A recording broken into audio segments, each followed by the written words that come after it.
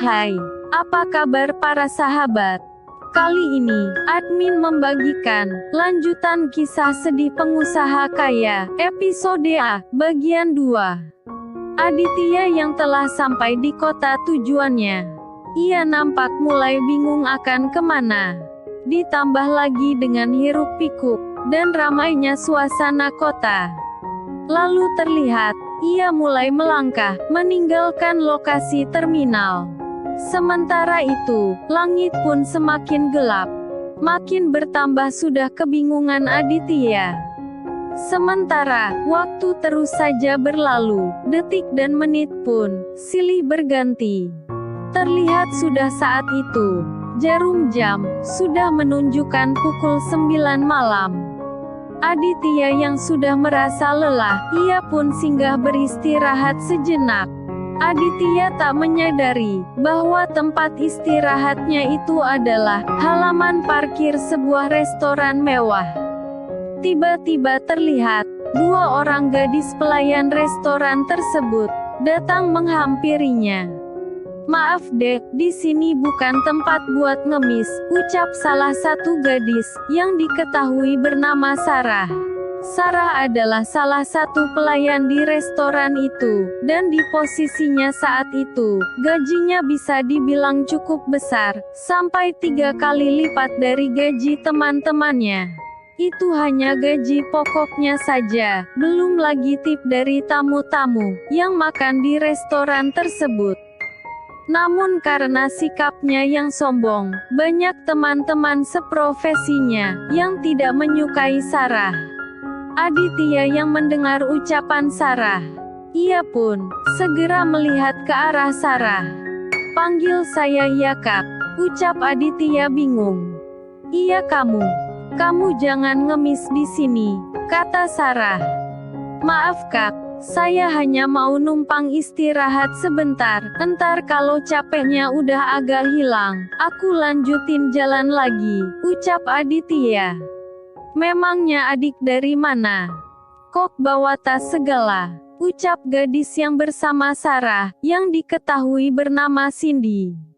"Saya dari kampung kak," ucap Aditya. "Sin, lo apa-apaan sih? Orang seperti ini, jangan dibaik-baikin, lo lihat aja bajunya, lusuh gitu. Rah, sepertinya dia capek banget, kayaknya habis berjalan jauh. Lihat aja, sampai keringatan gitu," ucap Cindy, melihat wajah Aditya yang bercucuran keringat.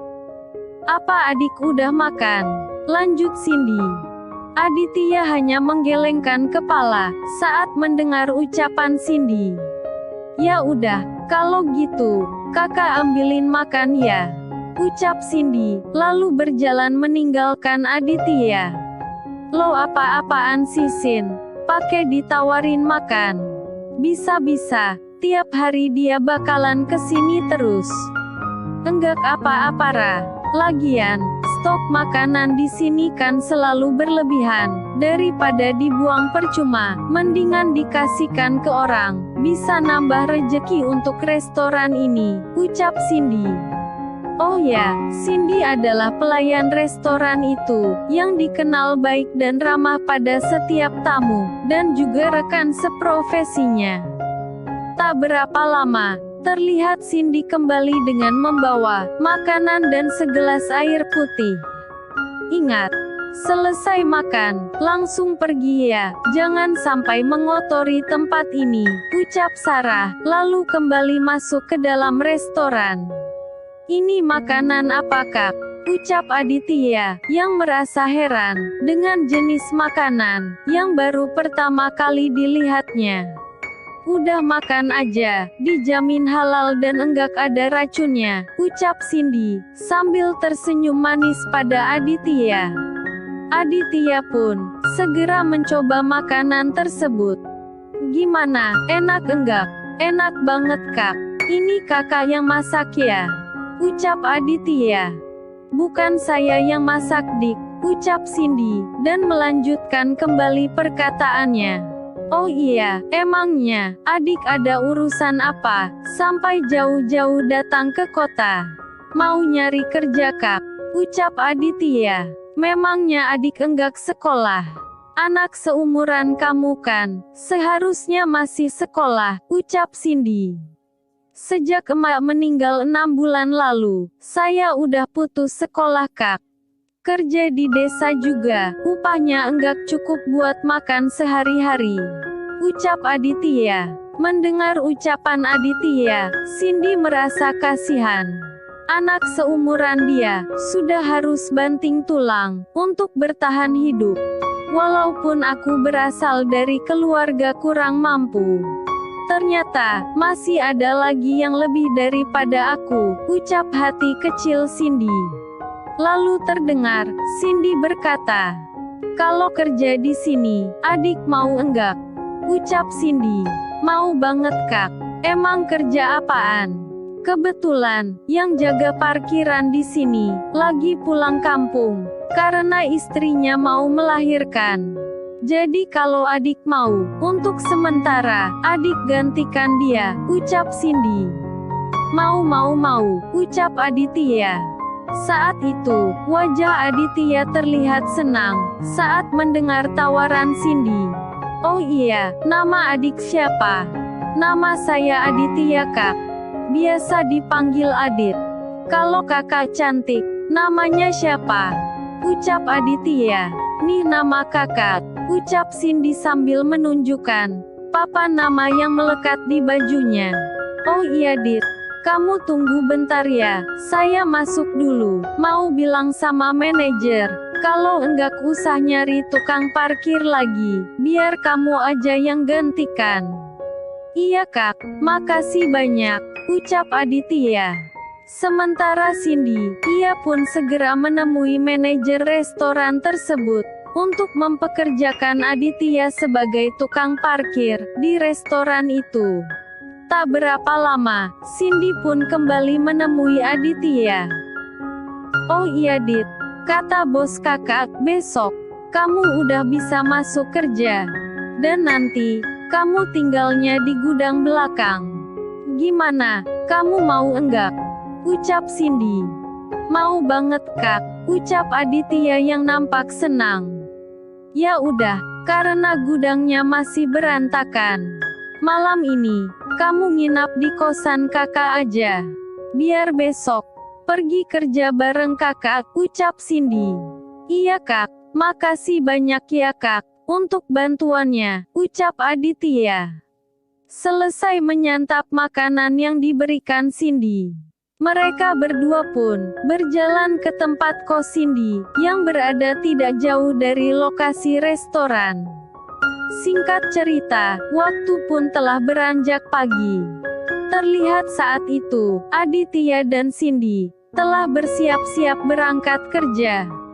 Sesampainya mereka di restoran, Aditya pun berkata, Kak Cindy, aku kerjanya gimana? Ucap Aditya bingung. Kalau ada tamu yang datang, kamu cukup ngatur kendaraannya saja Dit, ucap Cindy. Sementara itu, Sarah yang baru saja datang, melihat Aditya yang berada di lokasi parkiran, ia pun berkata, kamu, ngapain lagi di sini? Mau minta sarapan pagi ya? Ucap Sarah. Mulai hari ini, dia yang gantiin Kang Maman, jagain parkiran, ucap Cindy. Maksud lo, nih bocah, kerja di sini Sin? Ucap Sarah. Iya Sarah, udah diizinin sama si bos, ucap Cindy, dan kembali melanjutkan perkataannya pada Aditya. Ingat Dit, kerja yang benar ya. Jangan bikin malu kakak, dan nanti saat istirahat siang, bantuin kakak bersihin gudang, untuk tempat tinggal kamu. Iya kak, jawab singkat Aditya. Sementara itu, di lokasi yang berbeda, terlihat Tuan Winata, berpakaian tidak seperti biasanya. Ih, papa apa-apaan sih? Kok pakaiannya kayak tukang kebun gitu? Ucap Bu Linda, yang tidak lain adalah istri Tuan Winata. Papa mau jalan-jalan mah. Mama mau ikut enggak? Ucap Tuan Winata. Jalan-jalan kok, Pakaiannya kayak gitu. Lagian, Papa mau jalan kemana? Tuan Winata pun berkata, enggak kemana-mana kok. Papa cuman mau ngecek situasi resto yang di Jalan Hayam Wuruk, itu aja mah. Ucap Tuan Winata, dan melanjutkan kembali perkataannya. Oke ya ma, Papa jalan dulu. Iya pa, hati-hati. Ucap Bu Linda. Tuan Winata pun segera melangkah keluar dari rumah mewahnya itu. Walaupun Tuan Winata memiliki banyak bisnis, namun beliau mempercayakan beberapa bisnisnya pada orang-orang kepercayaannya. Maka tidak jarang, banyak dari karyawan yang hanya mengenal namanya saja, tanpa mengetahui wajah dari Tuan Winata. Tak berapa lama, Tuan Winata pun sampai di depan restoran mewah. Lalu beliau pun segera melangkah masuk ke restoran tersebut. Lalu, bagaimana kelanjutan kisahnya? Subscribe dulu ya, biar dapat notifikasi lanjutan cerita ini. Akhir kata, admin mengucapkan terima kasih.